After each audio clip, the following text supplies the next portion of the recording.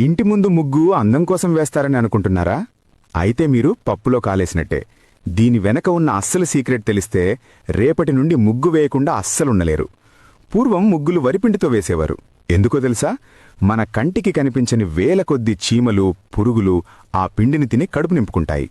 అంటే ఏ గుడికి వెళ్లకపోయినా పొద్దున్నే మనం తెలియకుండానే కొన్ని వేల జీవులకు అన్నదానం చేస్తున్నామన్నమాట. ముగ్గు వేయడానికి సున్నపురాయి వాడతారు. అది గాలిని శుద్ధి చేస్తుంది.